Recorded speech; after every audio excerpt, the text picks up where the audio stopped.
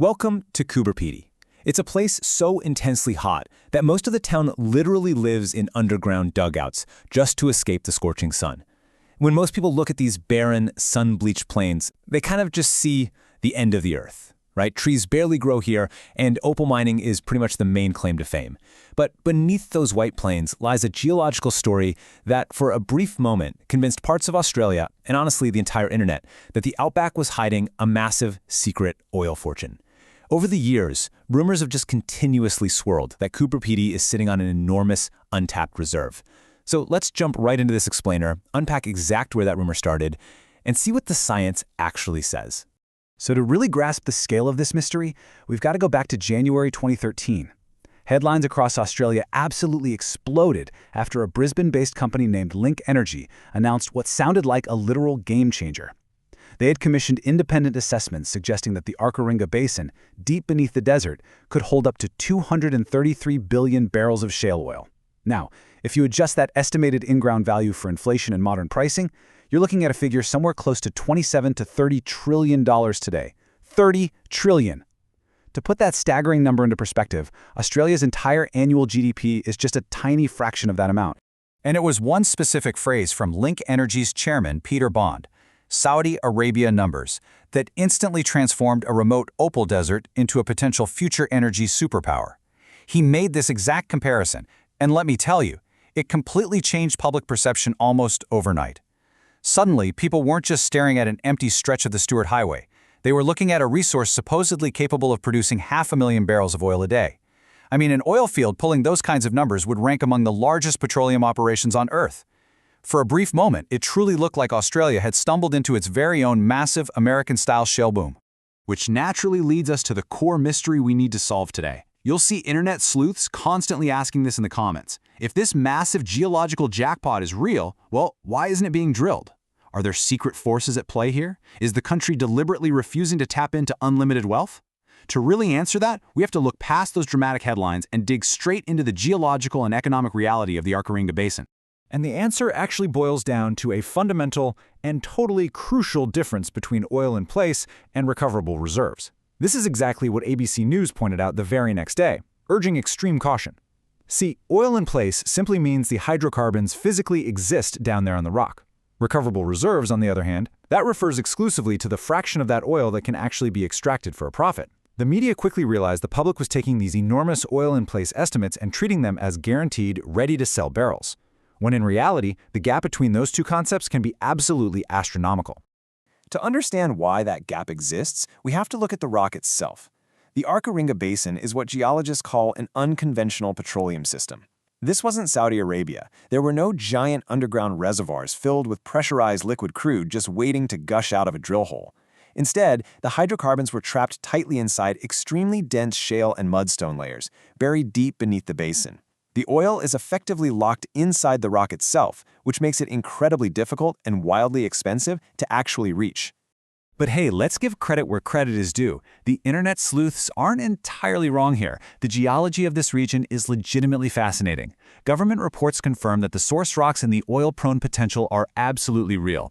Deep trough systems like the Borthana and Phillipson troughs, along with the Stuart Range Formation, actually contain high total organic carbon values and oil-prone kerogen, which is really just a fancy way of saying it has the ancient fossilized organic matter that eventually turns into oil. In simple terms, the basin genuinely appears to have all the necessary ingredients for petroleum generation.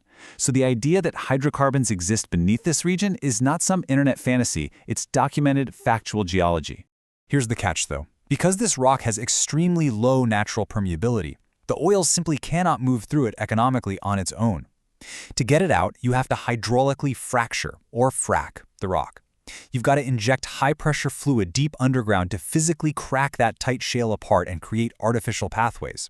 Without those artificial fractures, you literally can't get the hydrocarbons to flow toward your production wells. So very quickly, this stops being a story about massive underground wealth and turns into a highly complex, incredibly difficult engineering challenge.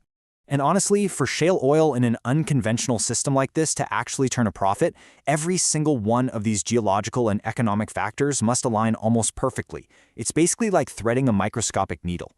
The rock has to fracture in exactly the right way, the underground pressure has to be sufficient, and the thermal maturity of the oil needs to fall within a very specific temperature window so it's fluid enough to actually move. On top of that, the flow rates have to be commercially sustainable, and hanging over this whole shebang is the ultimate caveat. Global oil prices need to remain consistently high enough to justify the absolutely staggering development costs. But here is where the dream hits a massive geographic brick wall. Unlike the giant, well-developed shale basins of Texas or North Dakota, the Arckaringa Basin sits in one of the most isolated parts of Australia. I mean, the infrastructure out there is minimal to non-existent. The drilling targets are very, very deep, which drives up costs exponentially. When you combine those super deep targets with extreme geographic isolation, setting up and maintaining a massive industrial drilling operation becomes unfathomably expensive. And then, there's the ultimate irony of this whole situation. Fracking requires millions of liters of water per well, but you're trying to do this in inland South Australia, a place where a glass of fresh water is practically more precious than the oil you're looking for. Finding, transporting, and managing that sheer volume of water in one of the driest inhabited deserts on Earth is a monumental task that completely upends the economic math of the entire operation. Naturally, that massive water requirement leads straight into intense public scrutiny. Any large-scale petroleum operation out here faces a monumental clash with the environment, specifically the Great Artesian Basin. Much of Central Australia depends heavily on these fragile groundwater systems for survival, so pumping high-pressure chemical fluids underground near these vital water sources raised immense international and local concern. People were deeply worried about groundwater contamination, huge water consumption, and induced seismicity, basically man-made earthquakes. As you can imagine, the environmental approval process for something of this scale would be totally grueling. So let's track how quickly this entire story unraveled. Following the initial media frenzy back in 2013, Link Energy did propose additional seismic studies and exploration programs. But, man, the timing couldn't have been worse. After 2014, global oil prices began collapsing, making expensive, unconventional petroleum projects way less attractive to investors.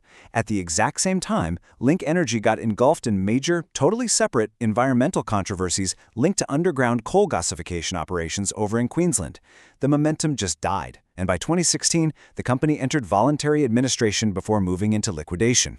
Just like that, the trillion-dollar estimates and those Saudi Arabia comparisons completely vanished from public discussion. But wait, here is the absolute fascinating twist of this entire explainer. Actually, scratch that. It's more like a lingering cliffhanger. The underlying geology was never actually disproven. No one ever announced that the source rocks didn't exist. To this day, government geological assessments still recognize the petroleum potential within the basin. Exploration licenses have continued to exist in various parts of the region. The Arckaringa Basin basically just entered this strange geological limbo where the oil is highly likely to be there, but the economic and environmental realities make it virtually untouchable as a petroleum project. So the basin didn't just vanish from the scientific map. Today, the narrative has shifted completely. Investors are still highly skeptical of massive remote shale projects, for sure. However, instead of oil, those exact same deep geological structures are attracting renewed interest.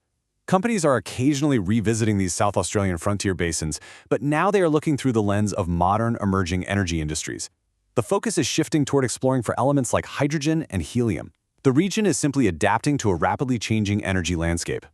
So, bringing it all back to the rumor that started this whole thing. When people say Coober Pedy sits on massive oil reserves, they are actually touching on a real geological story. But when they claim Australia is secretly blocking unlimited oil wealth, well, that's when they drift away from geology and straight into mythology. The next time you see a viral claim about a secret trillion-dollar resource, I want you to ask yourself this: does underground wealth actually guarantee a viable industry? Or is the real story not in the rocks themselves, but in the incredible, sometimes insurmountable cost of getting it out? Keep asking questions, and always remember to look beneath the surface.